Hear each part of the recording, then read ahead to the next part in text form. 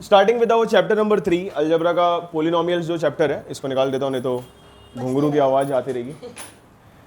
Polynomials ये जो chapter है, इस चैप्टर को समझने के पहले सबसे पहले हम लोग समझ लेते हैं कि पोलिनोमियल्स मतलब होता क्या। कभी भी अगर मैं x के मतलब वेरिएबल यूज करके x, y, z कोई भी एक टर्म, अगर मैं एक सिंगल टर्म लिखता हूँ, फॉर एग्जांपल मैं सिर्फ लिख रहा हूँ 5x, या फिर लेटेस्ट से मैं लिख रहा हूँ 19x², या फिर मैं लिख रहा हूँ कि 1555x⁻⁹999, कितना भी बड़ा, लेकिन मैं सिंगल टर्म लिख रहा हूँ। यहाँ पे कितना टर्म है? एक टर्म है। यहाँ पे एक टर्म है, यहाँ पर भी एक टर्म है। इसको हम लोग बोलते हैं मोनोमियल। मोनो मतलब वन, ठीक है, मोनो मतलब वन। ऐसे अगर दो टर्म्स आ जाए, फॉर एग्जांपल यहाँ पे आ जाए 2x⁻35 + 19, या फिर यहाँ पर आ जाए 17x⁻99 + 55x⁻80, कुछ भी ऐसे डबल टर्म वाले जब आ जाते हैं तो उसको हम लोग बोलते हैं बाइनोमियल। वही अगर तीन टर्म आ जाएंगे, फॉर एग्जांपल x² + 3x + 19, तो इसको हम लोग क्या बोलेंगे? ट्राइनोमियल। नाम रखने वाला जो है परेशान हो गया था। घर में पहला बच्चा हो, उसका नाम रखते राजू, दूसरा नाम श्याम, बाबूराव, तीन नाम रख दिया। उसके बाद में बच्चे हुए चले जा रहे हैं, चिंटू इधर आ, कालू इधर आ, है ना, गोरगा इधर आ, अलग ही ट्रेंड चल रहा है वहां पे। तो ऐसे ही यहां पर अगर मल्टीपल नंबर ऑफ टर्म्स हो, मतलब एक टर्म, दो टर्म, तीन टर्म, चार टर्म, इन जनरल्स बहुत सारा टर्म्स जब रहता है तो उसको हम लोग बोलते हैं पॉली। उसको क्या बोलते हैं? तो ये बन जाता है पॉलिनोमियल। कोई भी पॉलिनोमियल हो, मोनोमियल हो, बाइनोमियल हो, ट्राइनोमियल हो, पॉलिनोमियल इन जनरल। पॉलिनोमियल कब बोलते हैं? किसी भी एक्सप्रेशन को अगर वेरिएबल का, वेरिएबल मतलब कौन? जिसको हम लोग x, y, z, a, b, c, d जो भी लेते हैं, ठीक है, उसका पावर, वेरिएबल का power, it should be a whole number. Whole number मतलब पता ना क्या होता है? What do we mean by whole number? Starts with 0। तो मुझे एक बात बताओ, इंडाइसेस की कुछ प्रॉपर्टीज को हम लोग थोड़ा सा ब्रश अप कर लेते हैं कि अगर a⁻m है, क्या मैं इसको ऐसा लिख सकता हूं? It is 1/a⁻m। आठवीं में पढ़ा इंडाइसेस की प्रॉपर्टी कि अगर मैं न्यूमरेटर में से डिनोमिनेटर में लेता हूं तो उसका जो भी पावर है क्या हो जाता है? साइन उसका चेंज हो जाता है। सिमिलरली अगर यहाँ पे 1/a⁻n है तो ये न्यूमरेटर में जाके क्या बन जाएगा? a⁻−m, बराबर। फिर उसके बाद में हम लोगों ने स्क्वायर रूट वाली प्रॉपर्टी पढ़ी हुई थी कि अगर मैं यहाँ पे लिख रहा हूँ स्क्वायर रूट ऑफ x, मतलब ये बन जाता है x⁻1/2, बराबर कि नहीं? अगर मैं लिखता हूँ क्यूब रूट ऑफ x, मतलब ये बन जाता है x⁻1/3। अगर मैं लिखूंगा फिफ्थ रूट ऑफ x, मतलब ये बन जाएगा x⁻1/5। मतलब इसका मतलब क्या है? एक चीज और देख लेते हैं हम लोग कि अगर कहीं पर लिखा हुआ है 1/x², 1 मतलब वो क्या बन जाएगा? x⁻2, x⁻2। तो अगर अपना वेरिएबल डिनोमिनेटर में रहा तो पावर मतलब क्या? माइनस में। पावर मतलब क्या है? ये होल नंबर है क्या? नहीं, होल नंबर तो 0 से चालू होता है। तो ये पॉलिनोमियल नहीं हो सकता। ये पॉलिनोमियल इसके अकॉर्डिंग अगर मैं यहां पर देखूं तो इसका पावर मुझे 2 दिखाई तो दे रहा है, लेकिन जब मैं इसको न्यूमरेटर में लूंगा तो -2 हो जाएगा। मतलब वेरिएबल अगर डिनोमिनेटर में है तो वो पॉलिनोमियल नहीं होगा। सिमिलरली अगर वेरिएबल रूट के अंदर चला जाता तो उसका पावर जो है फ्रैक्शन में, और फ्रैक्शन कभी भी होल नंबर नहीं होता। होल नंबर में 0 के बाद 1 आता है, 1 के बाद 2 आता है, बीच में 1/2, 1/3, 1/4 ऐसा कोई कंसेप्ट ही नहीं है। तो इसका मतलब क्या कि अगर रूट के अंदर वेरिएबल आ गया तो भी वो पॉलिनोमियल नहीं होगा। समझ में आ रहा है? पॉलिनोमियल का कंसेप्ट समझ में आ रहा है? ठीक है, तो पहले वाले पार्ट की तरफ चलते हैं पहले। अच्छा, ये हो गया नंबर ऑफ टर्म्स के हिसाब से, ठीक है, मोनोमियल, बाइनोमियल, ट्राइनोमियल, ये हो गया नंबर ऑफ टर्म्स के हिसाब से। इसके अलावा लीनियर, क्वाड्रेटिक और क्यूबिक ऐसे भी कंसेप्ट है। जब उस क्वेश्चन पे जाएंगे तो हम लोग उसको भी देख लेंगे, ठीक है। चलिए पहले वाले क्वेश्चन पे। पहला वाला क्वेश्चन क्या दिया है? देखो, आपको पहचानना है वो पॉलिनोमियल है या नहीं है। मैं क्वेश्चन यहाँ पे जैसे ही लिख लूंगा उसके बाद में हम लोग उसके ऊपर डिस्कशन करेंगे कि वो पॉलिनोमियल है या नहीं है। सबसे पहला वाला क्वेश्चन है y + 1/y। क्वेश्चन नंबर 1 का 1 है y + 1/y। ये पॉलिनोमियल है या नहीं है? है तो क्यों, नहीं है तो क्यों नहीं है? फ्रैक्शन में तो पॉलिनोमियल है कि नहीं है? नहीं है। इसको जस्टिफाई कैसे करेंगे, इसका रीजन कैसे लिखेंगे हम लोग? इसको लिखेंगे it is equal to y plus y raise to, यहां पे इसका पावर कुछ नहीं, मतलब क्या है 1 मतलब ये बन जाएगा रेस टू -1। तो लिखेंगे since power of y is not a whole number, therefore y plus 1 upon y is not a polynomial। बराबर। सेकंड वाला क्वेश्चन क्या है देखो, 2 minus 5 under root x which is equal to 2 minus 5 x raised to 1 upon 2। Root x से मतलब raised to 1 upon 2 है, अब भी देखा था हम लोगों ने। तो यहां पर भी सिंस वही लिखेंगे, since power of x is not a whole number, therefore 2 minus 5 root x is not a polynomial। Third question क्या है? वेरी गुड वेरी गुड, हाँ एक्स स्क्वायर। तो यहां पे हम लोग लिखेंगे since power of x is whole number, therefore x square plus 7x plus 9 is a polynomial। Last वाला क्वेश्चन क्या है?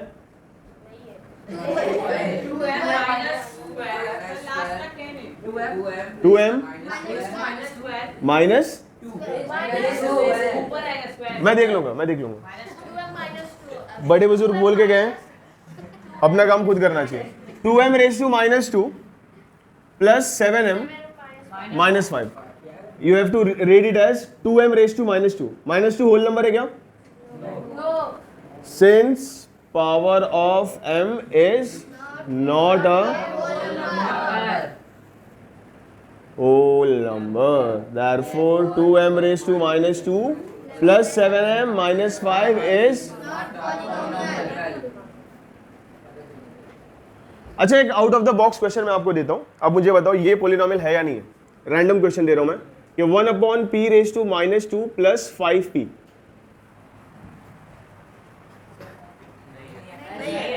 है। कैसे? ये ऊपर जाएगा तो बन जाएगा p square plus 5p। It is like के घर में पप्पा छुपे हैं लेकिन खाट के नीचे। पता ना इंडाइसिस की प्रॉपर्टी है, इस फ्रैक्शन को ऊपर लूंगा तो क्या बन जाएगा? पॉजिटिव, माइनस का प्लस बन जाएगा। ठीक है, तो प्लस की वजह से अपने को क्या मिलेगा वहां पे आंसर? वो पॉलिनोमियल है। अब फिलहाल लास्ट वाला क्वेश्चन, क्वेश्चन नंबर 6, क्या लगता है ये पॉलिनोमियल है कि नहीं है? क्यों बताओ? वेरिएबल किधर है? कैसे? स्कूल में करा इसलिए नहीं? Good good good good. देखो यहां पर आपको वेरिएबल दिखाई नहीं दे रहा है, लेकिन है।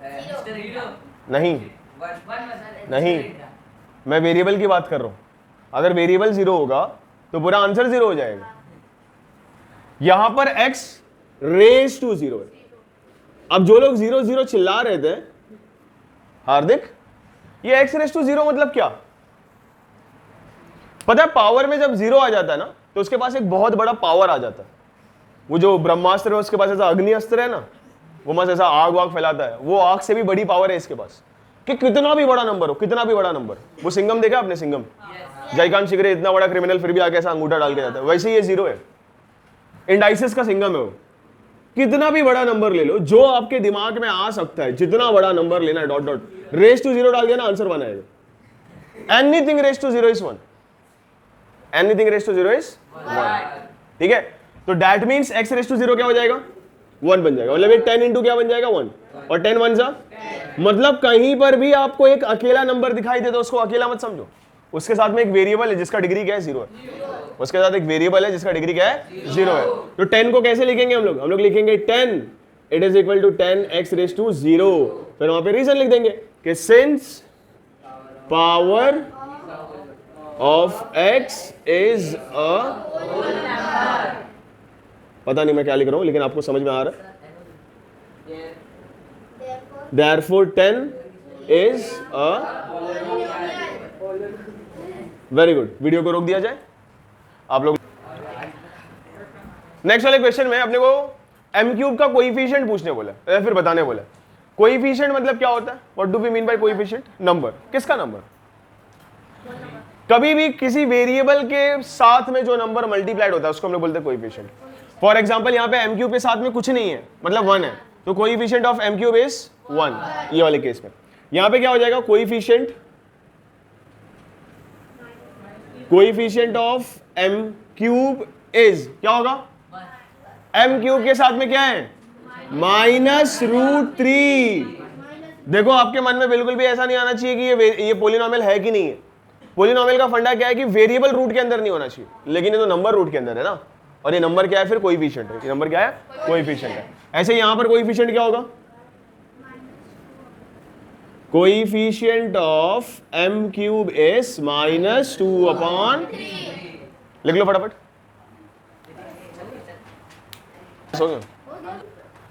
नेक्स्ट वाले में अपने को जो भी कंडीशंस दिए गए उन कंडीशंस के हिसाब से अपने को आंसर लिखना है। सबसे पहला वाला अपने को बोला मोनोमियल विद डिग्री 7। डिग्री 7 मतलब रेस टू 7 के ऊपर का कुछ होना नहीं चाहिए। मैक्सिमम पावर जो रहेगा वो 7 का रहेगा, ठीक है। तो यहाँ पे मोनोमियल बोला है। मोनोमियल मतलब क्या होता है? Single term. मोनोमियल मतलब तो एक ही टर्म लिखना है और उस टर्म का जो है वो पावर कितना होना चाहिए? 7। तो सपोज x रेस टू 7 लिख देता हूं मैं, और यहाँ पर आगे पीछे कोएफिशिएंट में आप जो है अपना एक फेवरेट नंबर लगा दो। सपोज मेरा फेवरेट नंबर अगर 15 है तो मैं 15 लिख देता हूँ। It is 15 x raise to 7 बराबर। फिर उसके बाद में सेकंड वाले में क्या बोला अपने को? Binomial with degree 35। बाइनोमियल मतलब दो टर्म रहने वाले हैं यहाँ पे, पहला टर्म दूसरा टर्म, जिसमें से मैक्सिमम पावर जो है वो 35 होना चाहिए। मैक्सिमम पावर क्या होना चाहिए? 35। तो सपोज यहाँ पे x पे लिखा था, यहाँ पे मैं y पे लिख देता हूँ। यहाँ पर y लिख दिया, यहाँ पर y लिख दिया। मैक्सिमम पावर 35 चाहिए, y रेस टू 35। यहाँ पर कुछ भी लिख दो लेकिन 35 से कम। 2 3 4 5 6 20 22। सपोज मैं यहाँ पे 15 लिख देता हूँ। वन सेकंड, फेवरेट नंबर है भाई, थोड़ा प्रायोरिटी देना चाहिए। अब फिर आपको कोएफिशिएंट जो भी ऐड करना है, आप कोएफिशिएंट ऐड कर सकते हो, 1 5 जो भी आपका मन करे। अच्छा फिर से 15 आ रहे, होते रहता है बड़े बड़े देशों में, बस बीच में 0 मत डाल देना। अब ट्राइनोमियल मतलब कितना टर्म रहेगा? 3 टर्म रहेगा विद डिग्री 8। मतलब मैक्सिमम पावर अपने को 8 चाहिए, y रेस टू 8। यहाँ पर सपोज मैंने y स्क्वायर डाल दिया और यहाँ पर मैंने नहीं, एक नॉर्मल नंबर भी डाल सकते हो आप लोग, मेरी मर्जी। वाईफाई के पासवर्ड में बार बार 15 डालोगे तो कनेक्ट नहीं होगा, लेकिन मैंने अपना फेवरेट नंबर वहां पे नहीं रखा हुआ है, ठीक है। लिख लो सर, अगर सेम कर दिए तो ये बोला जा रहा है कि y रेस टू 35। सपोज मैंने यहाँ पे लिखा है 2y raise to 35 plus 7y raise to 35 बराबर ऐसा। तो ये हो जाता है लाइक टर्म, ये हो जाता है और लाइक टर्म्स को मैं ऐड कर सकता हूं। तो 2 raise to 35 plus 7 raise to 35 ये बन जाएगा 9 raise to 35, sorry 9y raise to 35, which is ultimately a single term. Single term मतलब वो मोनोमियल हो जाएगा, अपना आंसर रॉन्ग हो जाएगा, ठीक है। हाँ लिखो लिखो। So the next thing is कि आपको पहचानना है कि डिग्री क्या है। आपको दो चीजें बता दूं, जनरल कोई क्वेश्चन हो तो आप लोग डिग्री फटाक से बता सकते हो, लेकिन सपोज अगर कोई एक नंबर दिया आपको, एक रैंडम नंबर दे दिया, बस नंबर के अलावा कुछ नहीं दिया, तो ऐसे वक्त पे, ऐसे हालात में आपको समझना है और बड़ा बड़ा सतर्क होकर के आपको लिखना है कि इसकी डिग्री जो है वो 0 होगी। इसकी डिग्री होगी 0। अभी डिस्कस किया था हम लोगों ने, 10 के बाजू में कुछ नहीं है मतलब इंटू 1 है, मतलब ये 10 इंटू एक्स रेस टू 0 है, because anything raise to 0 is 1। तो 10 1 जा क्या बन जाएगा 10। तो कोई भी नंबर, सिर्फ एक अकेला नंबर कहीं पर पड़ा हुआ है तो उसका डिग्री क्या होगा? 0। फॉर एग्जाम्पल यहाँ पे पहला वाला √5, √5 के आगे वेरिएबल ही नहीं है। जब वेरिएबल नहीं है तो इसका डिग्री क्या होगा? और उसके अलावा अगर कोई एक से ज्यादा वेरिएबल्स आपस में मल्टीप्लाइड है, for example x² y³ plus y raise to 4, इसका डिग्री कितना होगा पता है? हाईएस्ट पावर देखो क्या दिख रहा है 4, लेकिन उसका डिग्री नहीं है। यहां पर इन दोनों को ऐड करो, 2 and 3 कितना होता है? 5। जब भी दो वेरिएबल्स आपस में मल्टीप्लाइड हैं तो उनके डिग्री को ऐड करके देखने का, वो पूरे टर्म का पावर होता है, वो पूरे टर्म का पावर होता है। तो 2 + 3 क्या हो जाएगा? 5। तो इसकी डिग्री कितनी होगी? Degree is equal to 5।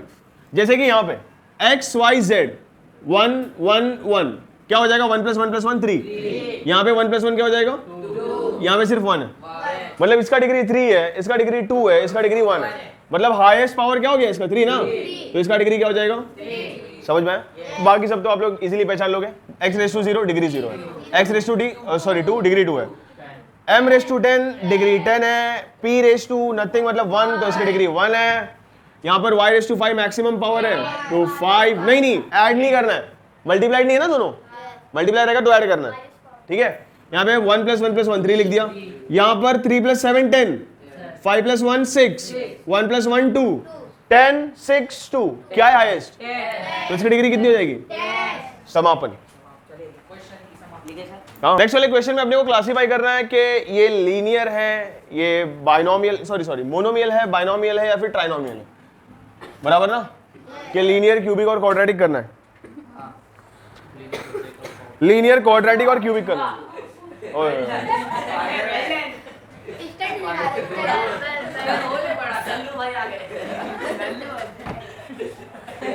कहां से निकला ये प्राणी,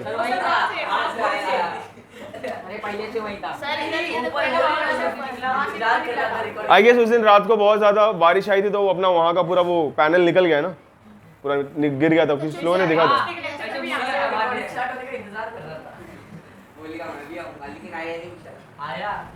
गणेश उत्सव के हार्दिक शुभेच्छा। आ गया वही गणेश चतुर्थी या फिर गणेश उत्सव के अवसर पर मूषक यहाँ पे आए। अच्छा ठीक है, अब यहाँ पे आते हैं। इस क्वेश्चन में we have to classify as a linear, quadratic and cubic. अगर आपके जो भी पॉलिनोमियल है उसमें अगर हाईएस्ट पावर 1 है, हाईएस्ट पावर कितना 1, तो उसको मैं बोलूंगा लीनियर, उसको मैं क्या बोलूंगा लीनियर। अगर हाईएस्ट पावर 2 है मतलब वो क्या है क्वाड्रेटिक, और हाईएस्ट पावर अगर 3 है तो क्या रहेगा वो क्यूबिक। तो यहाँ पे देखो द मैक्सिमम पावर या फिर order of the polynomial over here is 2, तो ये क्या रहेगा क्वाड्रेटिक। यहाँ पर इसका मैक्सिमम पावर जो है 1 है मतलब इसका ऑर्डर क्या है 1 है, मतलब ये क्या है लीनियर है। यहाँ पर भी इसका मैक्सिमम पावर या फिर ऑर्डर हम लोग बोलेंगे क्या है 1 है, तो ये भी क्या है लीनियर है। यहाँ पर मैक्सिमम पावर 3 है मतलब इसका ऑर्डर क्या है 3 है, तो ये क्या है क्यूबिक। हाँ सब फुल फॉर्म में लिखना, सब फुल फॉर्म में लिखना। क्या क्यूबिक मतलब मैक्सिमम ऑर्डर उसका 3 रहेगा, क्यू मतलब क्वाड्रेटिक है, यस यहाँ पे भी 2 है देखो, तो ये भी क्या रहेगा क्वाड्रेटिक। यहाँ पर 3 है तो ये क्या रहेगा क्यूबिक। लिख लो, फुल फॉर्म में लिखना आपको। तो नेक्स्ट वाले जो पार्ट्स हैं, एक है कि आपको स्टैंडर्ड फॉर्म में लिखना है और दूसरा वाला है कि आपको कोएफिशिएंट फॉर्म में लिखना है। तो दोनों ही चीजें सीख लेते हैं हम लोग। सबसे पहले स्टैंडर्ड फॉर्म को समझ के लेते हैं। कोई भी पॉलिनोमियल को अगर स्टैंडर्ड फॉर्म में लिखना है तो उसके पावर्स जो है वो डिक्रीजिंग ऑर्डर में होनी चाहिए। पावर्स डिक्रीजिंग ऑर्डर में होनी चाहिए, इसका मतलब क्या है कि लेट अस से अगर मैं लिख रहा हूं एक्स क्यूब, तो अगला वाला टर्म जो है वो एक्स स्क्वायर आना चाहिए, उसके बाद वाला टर्म एक्स आना चाहिए और उसके बाद में कोई एक कांस्टेंट नंबर आना चाहिए। मतलब ये पावर्स जो है वो डिसेंडिंग ऑर्डर में होनी चाहिए, बराबर कि नहीं, ठीक है। 3 से 2, 2 से 1, 1 से 0, 0 मतलब कांस्टेंट नंबर आता है, 0 मतलब कांस्टेंट नंबर आता है, ठीक है। तो ये डिक्रीजिंग ऑर्डर में अगर आप लिख देते हो मतलब आपने स्टैंडर्ड फॉर्म में लिख दिया। तो चलते हैं पहले वाले क्वेश्चन की तरफ, जहां पे क्वेश्चन दिया आपने को m³ + 3 + 5m। तो यहां पे हम लोग लिखेंगे द स्टैंडर्ड फॉर्म इज, क्या रहेगा सबसे पहले, सबसे बड़ा पावर क्या दिखाई दे रहा है अपने को, ऑर्डर क्या है m³ प्लस उसके बाद क्या आएगा plus 5m plus 5m plus 3। मैं ये बोलना चाहता हूं कि 3 के बाद 2 आया क्या, नहीं आया ना, तो मैं यहां पे लिखूंगा 0m²।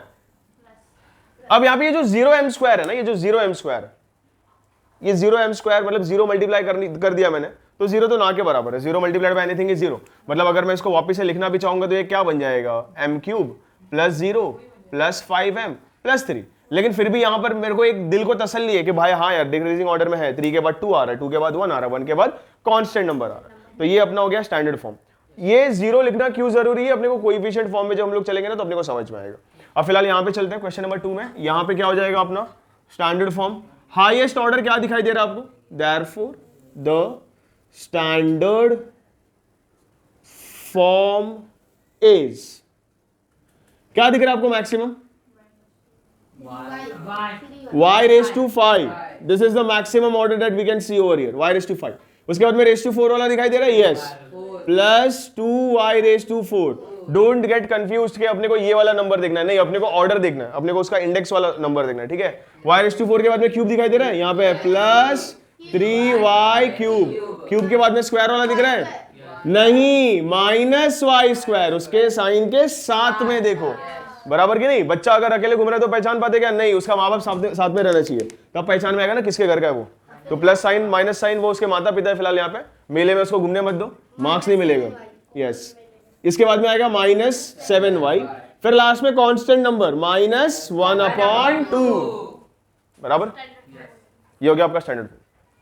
रुको, लगे हाथों इसको भी निपटा लेते हैं, ठीक है। कोएफिशिएंट फॉर्म में लिखना है, कोएफिशिएंट फॉर्म में लिखने के लिए पहले स्टैंडर्ड फॉर्म में लिखना पड़ता है। तो द स्टैंडर्ड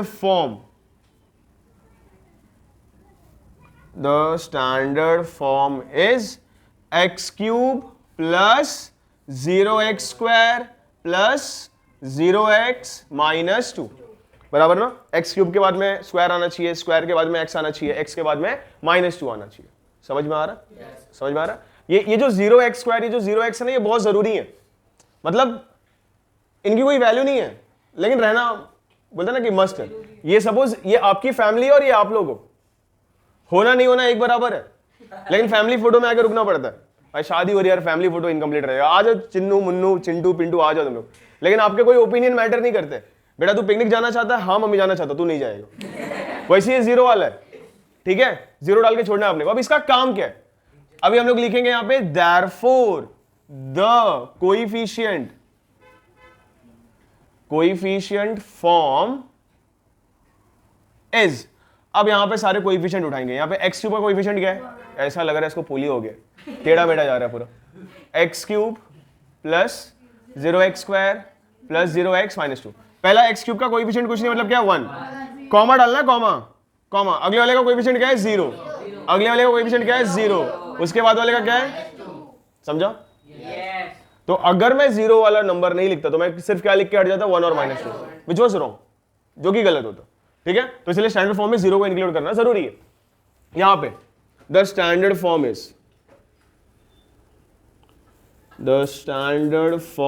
क्या रहेगा इसका standard form, 5y +++, constant number नहीं है तो 0 आएगा, कांस्टेंट नंबर गायब है ना, वो i के बाद में कांस्टेंट नंबर आना चाहिए।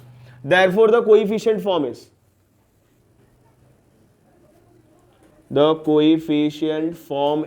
क्या आएगा यहाँ पे, 5, 0। फिर यहां पे चलते हैं, द स्टैंडर्ड फॉर्म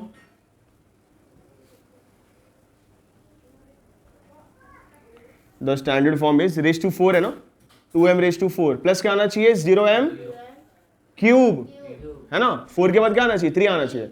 फिर यहाँ पे स्क्वायर वाला टर्म ऑलरेडी है, माइनस के साइन के साथ है, -3m² + 0m + 7। अब इसका coefficient form, therefore the coefficient form is 2, 0, -3, 0, 7। अब वो कांस्टेंट नंबर है वहां पे, खाली कांस्टेंट नंबर के बाद में कुछ नहीं आता, तो ऑलरेडी स्टैंडर्ड फॉर्म में है वो, तो स्टैंडर्ड फॉर्म में लिखने की जरूरत नहीं है, मैं डायरेक्टली कोएफिशिएंट फॉर्म लिखूंगा, दी कोएफिशिएंट फॉर्म इज, ब्रैकेट में सिर्फ -2, 3 आएगा। अब आप एक चीज ध्यान से देखो, अगले वाले क्वेश्चन के लिए जो नेसेसरी है, यहां पे देखो मैक्सिमम पावर कितना है, 3 है, कितना है, 3, मैक्सिमम पावर कितना है, 3, नंबर्स में बात करते हैं, 3। कोएफिशिएंट कितने हैं, 4। यहां पे मैक्सिमम पावर कितना है, कोएफिशिएंट कितने हैं, यहां पे मैक्सिमम पावर कितना है, 4 है ना, कोएफिशिएंट कितने हैं, 5। यहां पे मैक्सिमम पावर कितना है, 0, कोएफिशिएंट कितना है, 1, एक कोएफिशिएंट है। मतलब जितने भी कोएफिशिएंट होते, फॉर एग्जांपल 1, 2, 3, 4 कोएफिशिएंट है, हाईएस्ट पावर 3 रहेगा, उससे एक कम। यहाँ पे 2 कोएफिशिएंट है, हाईएस्ट पावर 1 है, इससे एक कम। जितने कोएफिशिएंट है उससे एक कम। यहाँ पर 5 कोएफिशिएंट है, 1, 2, 3, 4, 5, 5 - 1 4, उससे एक कम है यहाँ पे, बराबर। यहाँ पर सिर्फ एक कोएफिशिएंट है, 1 - 1 0, तो इसका पावर क्या है, 0। तो कोएफिशिएंट फॉर्म में जितने भी कोएफिशिएंट होंगे उससे मैं -1 करूंगा तो मुझे हाईएस्ट पावर पता चलेगा, ठीक है। वो अगले वाले के काम में आएगा, लिख के ले लो ये वाला। स्टैंडर्ड फॉर्म में लिखने के लिए सबसे पहले अपने को गेस करना पड़ता है कि इसका मैक्सिमम पावर क्या रहने वाला है। मैंने आपको उसका फंडा बता दिया। कि जितने भी कोएफिशिएंट है -1 करने का। यहाँ पे 3 कोएफिशिएंट है, 3 - 1 2, इसका मैक्सिमम ऑर्डर क्या रहने वाला है 2। यहाँ पे 5 कोएफिशिएंट है, 1 2 3 4 5, 5 - 1 4, इसका मैक्सिमम पावर या फिर ऑर्डर क्या रहने वाला है 4। यहाँ पे 4 कोएफिशिएंट है, 4 - 1 3। अब अपन x के फॉर्म में लिखे, y के फॉर्म में लिखे, z के फॉर्म में लिखे आपके इसमें, तो मैं यहाँ पे लिखता हूं therefore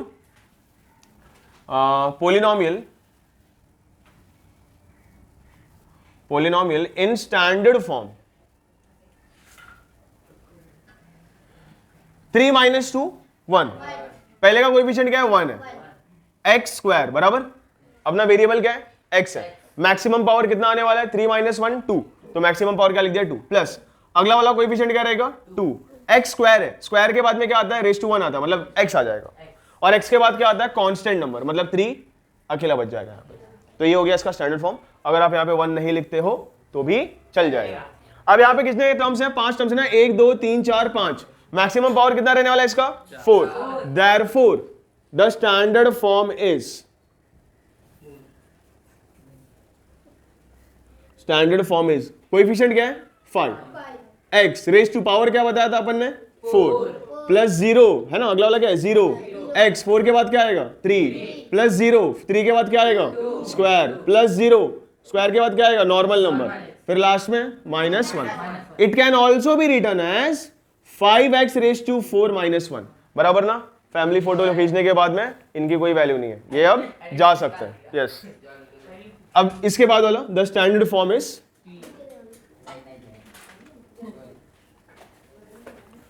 the standard form is, कितने टर्म है यहाँ पे 4, मैक्सिमम पावर कितना रहेगा 3, पहला कोएफिशिएंट क्या है -2, x रेज़ टू 3, अगला वाला कोएफिशिएंट +2, x स्क्वायर के बाद में क्या, सॉरी x क्यूब के बाद में क्या आना चाहिए x स्क्वायर, अगला वाला कोएफिशिएंट x स्क्वायर के बाद क्या आना चाहिए x, अगला वाला कोएफिशिएंट x के बाद क्या आना चाहिए कुछ नहीं, नॉर्मल नंबर, बराबर। अब एक लास्ट वाला बचा है,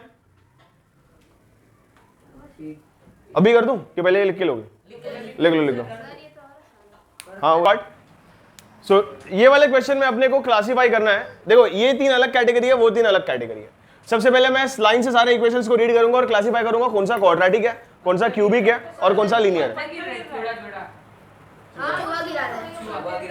लेट मी से इट वन सेकेंड, उन्होंने मुझे डिस्टर्ब कर दिया है कि यहाँ पे जो भी अपने को पॉलिनोमियल दिए हैं ये यहाँ पे 3 अलग कैटेगरी है। It is based on power, it is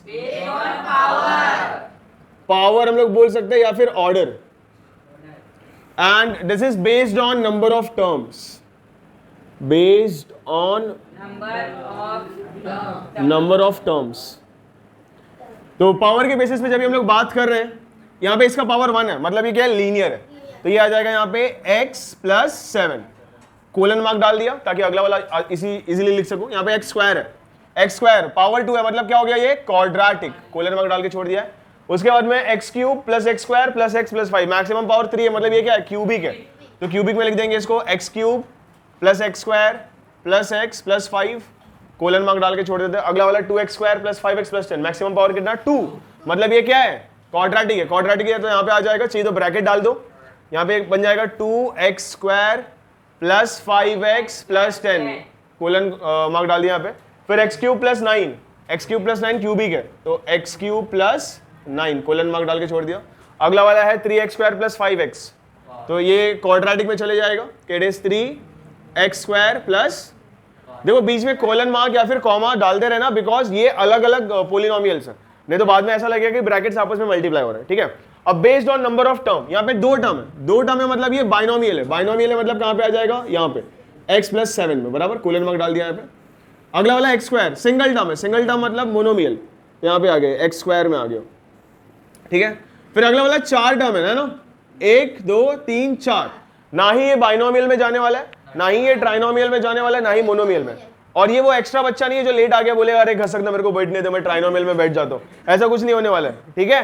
तो इसको कहीं पे डालना नहीं है। फिर यहाँ पर 3 टर्म है 1 2 3, ये ट्राइनोमियल में चले जाएगा, it is 2x square + 5x + 10, बाजू में डाल दिया मैंने कोलन मार्क। फिर इसके बाद में x क्यूब + 9, 2 टर्म है मतलब कहाँ पे आएगा बाइनोमियल, x क्यूब + 9। फिर उसके बाद में है 3x स्क्वायर + 5x, यहाँ पे भी 2 टर्म है तो ये भी किस में जाएगा बाइनोमियल में, 3x स्क्वायर + 5x हो गया। हो गया सर? यस